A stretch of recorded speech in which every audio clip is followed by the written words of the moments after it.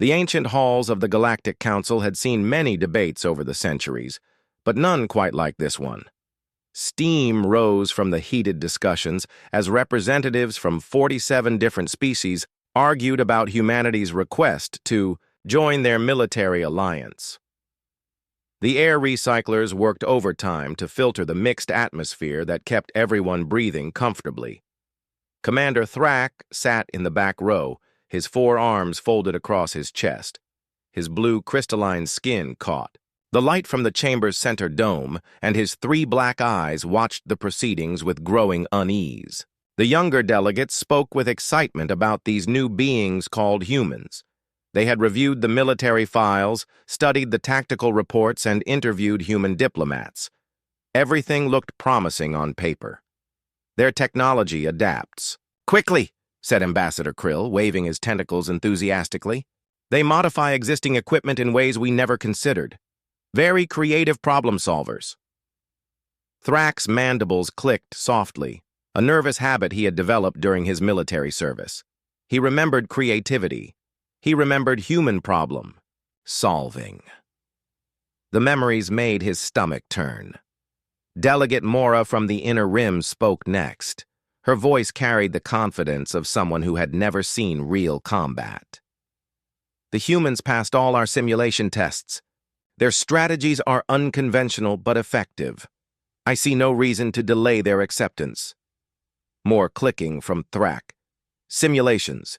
These soft council members had no idea what they were discussing. They treated war like a game with rules and proper procedures. Humans did not play games when lives were at stake. The debate continued for hours. Species after species voiced their support for humanity's membership. They spoke of trade benefits, technological exchange, and mutual defense. Agreements. They used words like honor, duty, and civilized warfare. Thrak wanted to laugh, but the sound would have come out as a bitter, grinding noise. During a brief recess, several delegates approached him. Word had spread that he was one of the few beings in the chamber who had actually fought alongside humans. They wanted his opinion, expecting another endorsement. "Commander Thrak," said Ambassador Vale, her silver skin shimmering with curiosity. "You served with the humans during the border conflicts, correct? Surely you can speak to their effectiveness as allies." Thrak looked at her with all 3 eyes. She was young for her species, probably only a few hundred years old. Her people lived in peaceful sectors where the worst threat was occasional piracy. She had never watched a world burn. "They are effective," he said carefully. "Very effective." "Wonderful. Then you support their membership?" Thrak's silence stretched long enough to make the delegates uncomfortable. Finally, he spoke again. "There are things about human warfare that are not in the official reports. Things that should be discussed before any votes are taken." The delegates exchanged glances. Ambassador Krill's tentacles curled with concern. "What sort of things?" "The kind that keep old soldiers awake at night," Thrak replied. "The kind that change how you view war itself." When the session resumed, the vote was scheduled for the following day. Standard procedure called for final statements from interested parties. Thrak stood and requested permission to address the full assembly. The council leader, an ancient being whose species name was unpronounceable in most languages, granted the request with curiosity. As the day ended, delegates filed out of the chamber talking excitedly about the upcoming vote. Most seemed confident that humanity would be welcomed into the alliance. They saw it as a formality, a celebration of galactic unity and cooperation. Thrak remained in his seat long after the chamber emptied. The cleaning drones hummed quietly as they prepared the space for tomorrow's session. He stared at the empty podium where he would soon stand and tried to find the right words to explain the unexplainable. How do you tell civilized beings about the darkness that humans carry? How do you describe the moment when normal creatures become something else entirely? How do you warn people about allies who might save you in ways that destroy everything you thought you knew about right and wrong? The memories came flooding back despite his efforts to keep them buried. the smell of burning metal, the sound of human voices singing in corridors filled with death, the sight of creatures who looked so much like his own people transformed into something primal and terrible and beautiful and horrifying all at once. Tomorrow he would have to find words for the wordless. He would have to make them understand that inviting humans into their alliance was not just about gaining new friends. It was about opening a door that could never be closed again. The cleaning drones finished their work and powered down. Emergency. Lighting cast long shadows across the empty chamber. Thrak finally stood and walked toward the exit, his footsteps echoing in the silence. Outside the council building, the artificial sky displayed a pleasant sunset over the diplomatic district. Other species walked the paths between buildings, going about their evening routines. They lived in a galaxy where war was a distant concept, where battles followed rules, and where victory came through superior technology and tactics. Tomorrow, if he found the right words, that innocence would begin to die. But it was better for them to learn the truth from him than to discover it on their own when human allies showed them what real warfare looked like. Thrak made his way to his temporary quarters, already planning what he would say. The speech would not be easy to give, and it would be even harder to hear. But these people deserved to know what they were truly voting for. The humans were coming, one way or another. The only question was whether the galaxy would be ready for what came with them. Word traveled fast through the diplomatic quarter that night. By morning, every available seat in the council chamber was filled, and hundreds more beings watched through remote viewing stations throughout the complex. News feeds across the galaxy carried live coverage of what many expected to be a routine military briefing. Thrak stood in his quarters, staring at his reflection in the polished metal wall. The scars on his carapace told stories he wished he could forget. 3 parallel gouges across his left shoulder from hive claws, a circular burn mark on his chest from an energy weapon, dozens of smaller marks from debris and shrapnel. Each one a reminder of battles fought and barely survived. He pulled on his formal military dress, the dark blue fabric designed to accommodate his 4 arms and unique physiology. The medals felt heavier than usual as he attached them to his chest.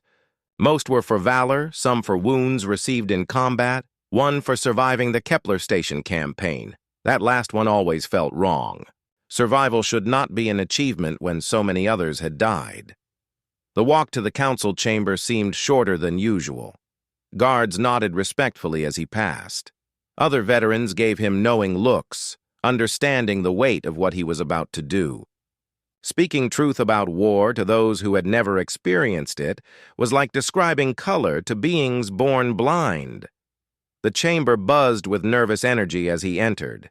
Delegates leaned forward in their seats, excitement and curiosity written on faces, that came in dozens of different shapes and configurations. Ambassador Krill waved a tentacle in greeting. Several younger delegates held recording devices, hoping to capture something historic. The council leader called for order with a sound that somehow translated as authority across all languages. The viewing screens around the chamber activated, showing Thrak's image to millions of beings throughout the galaxy. He had not expected such widespread interest, but it made sense.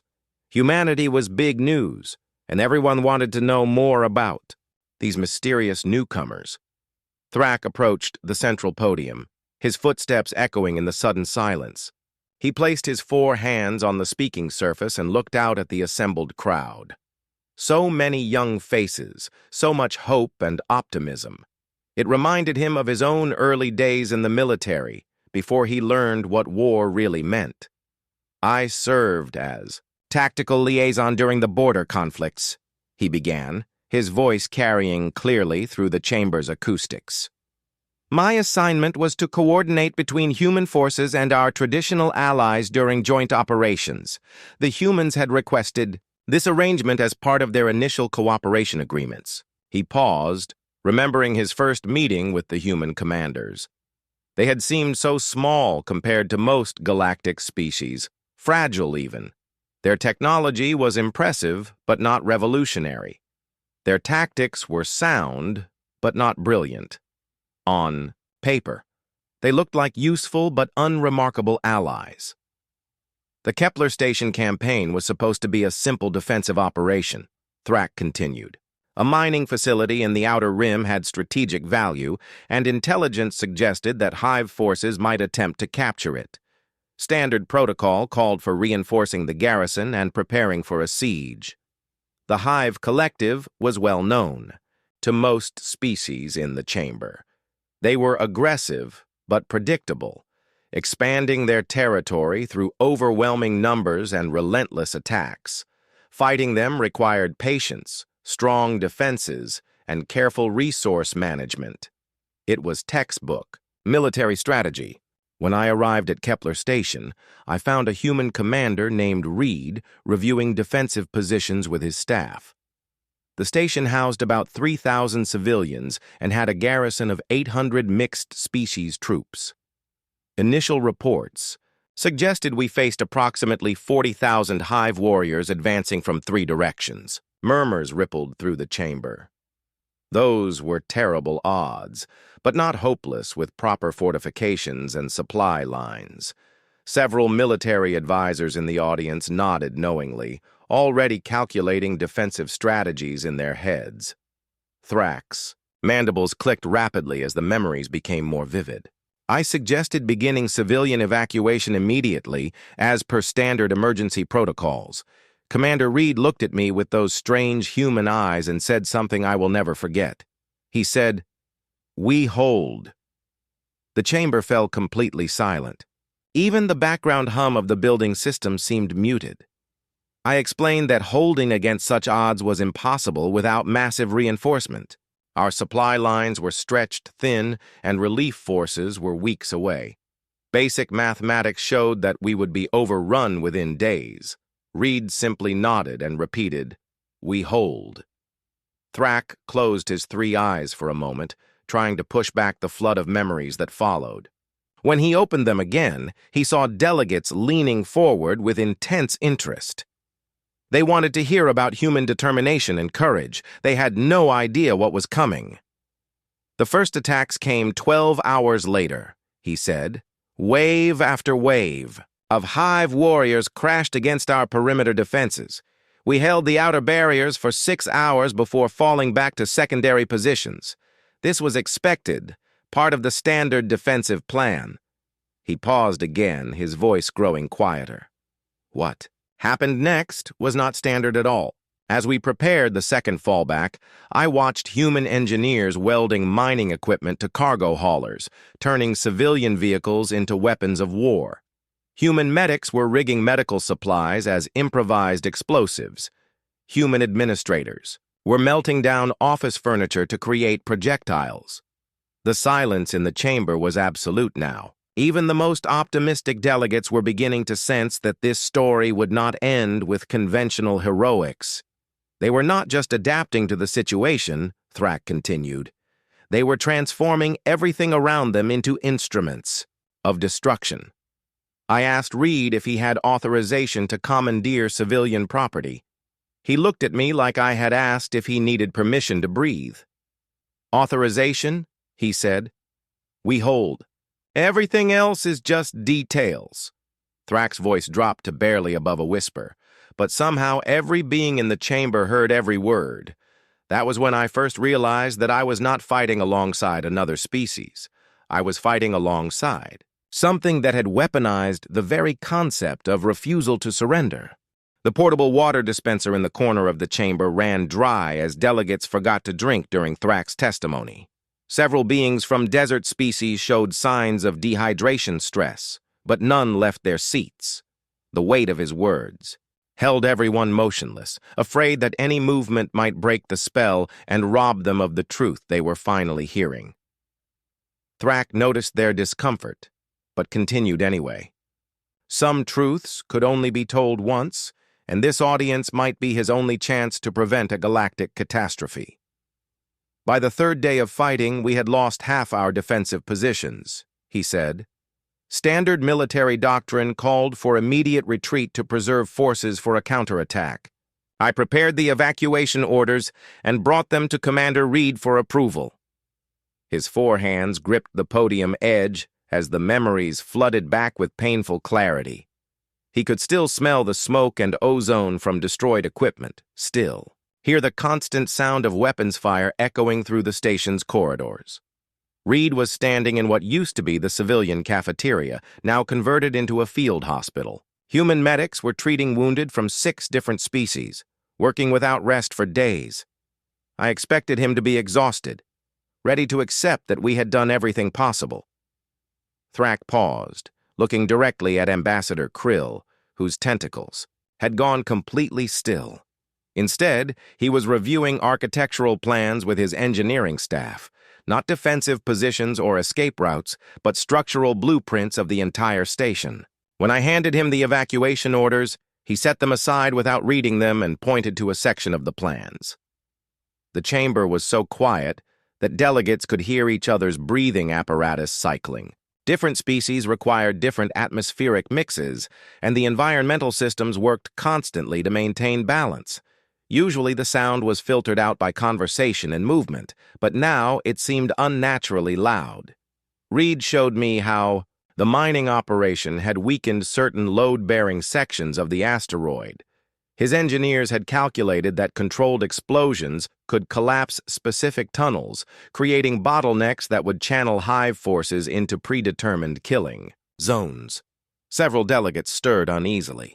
This sounded like reasonable tactical thinking, the kind of engineering solutions that made humans valuable allies. Thrak's mandibles clicked rapidly, the sound sharp and agitated in the silence. But that was not the disturbing part. The disturbing part was what Reed said next. He looked at me with those calm human eyes and asked if I knew how many civilians were still in the lower levels. When I told him there were nearly 1,000 people sheltering in the deep mining shafts, he nodded and made a note on his planning tablet. The temperature in the chamber seemed to drop several degrees. Emergency lighting flickered as power systems redirected energy to maintain life support for the packed audience. I asked him if he planned to evacuate those civilians before collapsing the tunnels. Reed looked at me like I was speaking a foreign language. He said, "Thrak, we hold. The civilians understand this. They are part of holding." A delegate from the Peaceful Sectors Alliance stood up abruptly, her chair scraping against the floor. "Commander, surely you misunderstood. No civilized species would deliberately—" "I did not misunderstand," Thrak interrupted, his voice carrying a weight that made the delegate sink back into her seat. I confirmed his meaning multiple times. The humans had discussed the plan with the civilian population. The civilians had voted. They chose to stay. The chamber erupted in shocked whispers and translated exclamations. Representatives turned to each other, seeking confirmation that they had heard correctly. The universal translators worked overtime to convert outrage and disbelief into dozens of different languages. Thrak waited for quiet before continuing. "This was my first lesson about human warfare. They do not fight for territory or resources or even survival. They fight for ideas that exist only in their minds. Concepts like duty, honor, and sacrifice that they value more than their own lives." He gestured toward the viewing screens that were broadcasting his words across the galaxy. During the 4th day of fighting, I watched a human engineer named Adams crawl through a ventilation shaft filled with toxic gas to repair a critical power relay. The task required him to work without breathing apparatus for 20 minutes. The medics told him he would suffer permanent lung damage. Adams looked at them and said, "Will the repair hold?" And when they confirmed it would work, he smiled and crawled into the shaft. The silence was becoming oppressive. Several delegates looked physically ill as they processed what they were hearing. Adams completed the repair and restored power to our defensive systems. He died 6 hours later from chemical burns to his respiratory system. His last words, transmitted over the comm system to the entire station, were an apology to his commander for taking so long to finish the job. Thrak closed his eyes again, remembering the moment when he realized that humans were not like other species. They did not calculate odds or weigh costs against benefits. When they committed to something, they became a force of nature that could not be reasoned with or deterred. By the 5th day, our ammunition was running critically low. Standard protocol called for conservation measures and preparation for surrender negotiations. Instead, the humans began manufacturing new weapons from mining equipment and civilian supplies. He opened his eyes and looked directly at the council leader. They turned pressure suits into suicide bombs. They modified food preparation equipment into projectile weapons. They converted medical scanners into targeting systems. Every single item on the station became either a weapon or raw material for making weapons. The chamber's air recyclers struggled to keep up with the increased respiratory demands of stressed beings from multiple species. The background hum grew louder, but no one seemed to notice anymore. When I asked Reed about surrender protocols, he looked at me with confusion. He said, "Surrender to what purpose? We are holding. The enemy cannot take what we do not give them." Thrax's voice grew even quieter, forcing the audience to strain, to hear every word. That was when I understood that I was not fighting alongside rational beings who made calculated military decisions.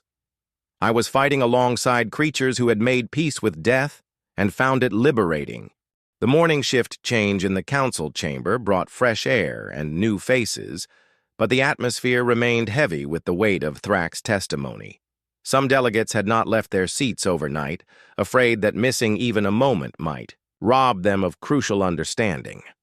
Food service drones moved quietly through the aisles, providing nutrition without disrupting the proceedings. Thrax had spent the night in meditation, using ancient Rillan techniques to prepare his mind for the most difficult part of his testimony. Some memories were so painful that his species had developed special mental disciplines just to survive recalling them. Today would test those disciplines to their limits. The council leader called for order as the chamber filled to capacity once again. News of the previous day's revelations had spread throughout the galaxy, and viewing audiences had grown exponentially. Military commanders from dozens of species watched from their home worlds, trying to understand what they might be facing if humanity joined the alliance. Thrax approached the podium with measured steps, his formal dress uniform pristine despite the emotional toll of the previous day. His medals caught the light from the chamber's central dome, each one a reminder of battles that had seemed clear and simple compared to what he was about to describe. The 6th day brought new challenges. He began without preamble. Hive forces had breached our secondary perimeters and were advancing through the mining tunnels. Our defensive positions were becoming untenable, and casualties were mounting rapidly. He paused, watching faces in the audience for signs of understanding. Most still looked hopeful, expecting him to describe some clever human tactic that had turned the tide of battle. They had no idea how dark the story was about to become. Commander Reed called a meeting of all remaining senior staff. We gathered in what had been the station's main conference room, now serving as a temporary command center. The walls were covered with tactical displays showing enemy positions closing in from all directions. Thrax's mandibles began their nervous clicking as he recalled the moment when everything changed. Reed began by thanking everyone for their service and acknowledging that conventional military options had been exhausted. He spoke calmly, like he was discussing routine maintenance procedures. Then he activated a new display that none of us had seen before. The silence in the chamber was absolute. Even the background hum of life support systems seemed muted, as if the building itself was holding its breath. The display showed detailed schematics of the station's power core and environmental systems. Reed explained that his engineers had been working on contingency plans for several days, plans that would deny the facility to enemy forces permanently. Ambassador. Krill's tentacles curled tightly around his chair arms. Several other delegates leaned forward, sensing that they were about to hear something that would change their understanding of warfare forever. Reed outlined 3 options. The first was immediate surrender, which would save lives but give the hive a strategic foothold in our territory. The second was continued conventional resistance, which would delay the enemy but ultimately fail, with massive casualties on both sides. Thrax's voice dropped to barely above a whisper. The third option was total facility destruction. The power core could be overloaded to create an explosion that would eliminate the station, all enemy forces in the area, and everyone still inside. Reed presented this as a simple tactical choice, like selecting ammunition types or deployment patterns.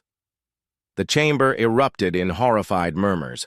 Delegates turned to each other with expressions of shock and disbelief. Several beings from particularly peaceful species stood and left the chamber, unable to continue listening. Thrax waited for quiet before continuing. I immediately protested that such an action would constitute suicide and murder. Reed looked at me with those calm human eyes and said, "No, Thrax, this would be victory. The enemy cannot use what no longer exists." The universal translators struggled to convey the emotional weight of Thrax's words as he switched between formal testimony and personal anguish. What happened next revealed the true horror of human military thinking. Reed called for a vote among all remaining personnel, military and civilian alike. He explained the options clearly and asked each person to choose their preferred course of action. Thrax's 4 hands gripped the podium so tightly that the metal began to creak under the pressure. 87% voted for total facility destruction. They chose certain death over the possibility of defeat. Men and women who had families waiting for them at home, who had children and dreams and futures ahead of them, voted to die rather than surrender a mining station to enemy forces. The temperature in the chamber seemed to drop as environmental systems struggled to maintain comfortable conditions for the shocked audience. Several delegates showed signs of distress that transcended species barriers. A human named Williams, barely old enough to serve in any reasonable military, raised her hand during the discussion. She asked if the explosion would be large enough to damage pursuing enemy fleets. When Reed confirmed that it would eliminate several hive ships, Williams nodded and said, "Then we take them with us. That's fair trade." Thrax's voice broke slightly as he continued. "Fair trade?" She spoke of her own life like it was currency to be spent for tactical advantage.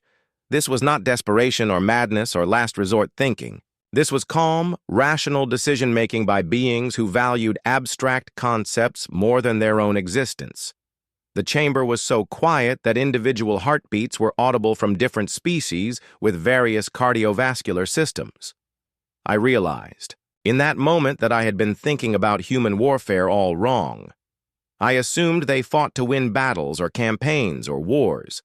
But humans do not fight for victory in any sense that other species understand. They fight for ideas that cannot be killed or captured or defeated. Thrax looked directly at the council leader, his 3 eyes reflecting decades of accumulated wisdom and horror. They fight for the concept of fighting itself. They fight because refusing to fight would betray something in their nature that matters, more to them than living or dying. They weaponize their own mortality and find joy in sacrifice that serves purposes larger than themselves. The silence stretched until it became almost unbearable. That was the day I understood that inviting humans into a military alliance is not about gaining new troops or weapons or tactical advantages. It is about accepting that war itself will be transformed into something unrecognizable and terrible, and beautiful and absolutely without mercy or compromise. The final day of testimony began with an empty chamber. Word of Thrax's previous revelations had spread throughout the galaxy overnight, causing heated debates in every corner of civilized space. Some delegates had been recalled by their governments for emergency consultations. Others had requested additional time to process what they had learned before casting their votes. Those who remained represented the core of galactic leadership, beings whose decisions would shape the future of interstellar relations for generations to come. They sat in small groups, speaking in hushed tones about concepts their languages barely had words for. Thrak entered the chamber alone, carrying a small data pad containing the final entries from his Kepler station mission report. He had never shared these details with anyone, not even the military tribunal that had debriefed him after the campaign. Some truths were too dangerous to speak aloud until the moment when silence became more dangerous than revelation. The council leader called for order with unusual formality. Everyone present understood that this session would determine not just humanity's membership status, but the future nature of galactic military cooperation. Thrak took his position at the central podium and looked out at the reduced but intensely focused audience. These were beings who had survived political careers spanning centuries, who had navigated complex diplomatic crises and managed vast interstellar bureaucracies. Their attention felt heavier than the gravity of a heavy world. The vote at Kepler Station never took place, he began without introduction. Before Reed could implement the facility destruction protocol, our long-range sensors detected an incoming relief fleet. Reinforcements had arrived 3 days ahead of schedule, bringing enough firepower to break the hive siege. Several delegates relaxed visibly, hoping that the story would end with conventional rescue and traditional heroics. Their relief was premature. Reed received the news with what I can only describe as disappointment. He had made peace with dying for his cause, and the prospect of survival seemed to frustrate him. But he adapted quickly, as humans always do, and began planning for the counterattack. Thrak paused to let the implications settle. What followed was not a rescue operation in any sense that other species would recognize. The human relief commander, Colonel Hayes, reviewed the situation and made a decision that haunts me to this day. Instead of evacuating the station and retreating to safe positions, she chose to use Kepler as bait for a larger engagement. The chamber stirred uneasily. Military delegates recognized the tactical logic, but sensed something darker beneath the surface. Hayes positioned her fleet in a defensive formation around the station and sent false distress signals suggesting that our forces were on the verge of collapse. The goal was to draw additional hive fleets into a massive engagement that would eliminate their presence in the entire sector. Thrak's mandibles clicked rapidly as he recalled the moment when he realized what was happening. I asked Hayes about civilian evacuation procedures. She looked at me with the same calm expression I had seen on Reed's face and said, "Civilians stay. They are part of the strategy now." The silence in the chamber became oppressive. Emergency lighting flickered as power systems struggled to maintain environmental conditions for the mixed species audience. The plan worked perfectly. Over the next 18 hours, 6 additional hive fleets arrived to join what they thought would be an easy victory. They found themselves trapped in a carefully prepared killing zone, facing human ships that fought with tactics no one had ever seen before. Thrak's voice grew quieter, forcing his audience to strain to hear every word.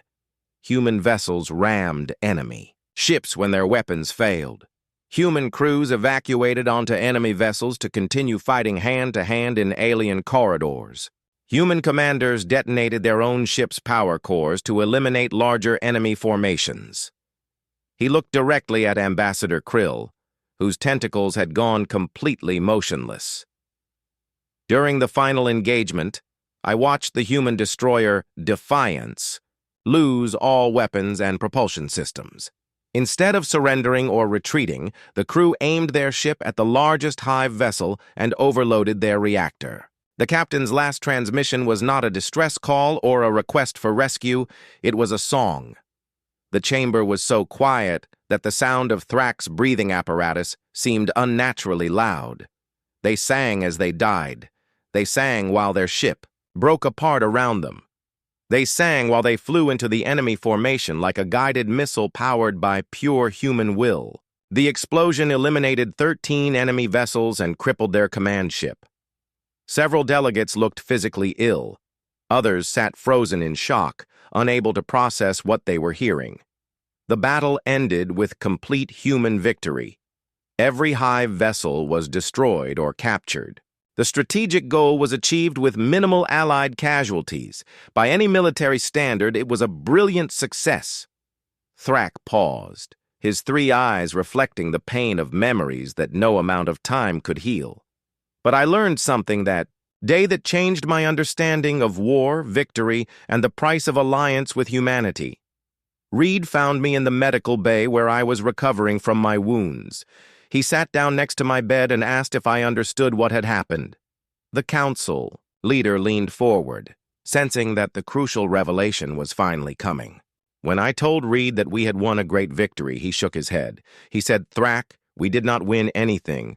We simply refused to lose. There is a difference, and it matters." Thrak's voice dropped to barely above a whisper. Reed explained that humans do not fight to achieve objectives in the traditional sense. They fight to prevent unacceptable outcomes. They fight because the alternative to fighting represents a betrayal of everything they believe about themselves and their place in the universe. He looked around the chamber, meeting the eyes of as many delegates as possible. That is why voting to accept humanity into our alliance is not a military decision, it is a philosophical one. You are not choosing new allies. You are choosing to transform the very concept of what alliance means. The silence stretched until it became almost unbearable. If you vote yes, you will gain access to the most effective military force in known space. Human allies will achieve impossible victories through methods that will preserve your territories and protect your people.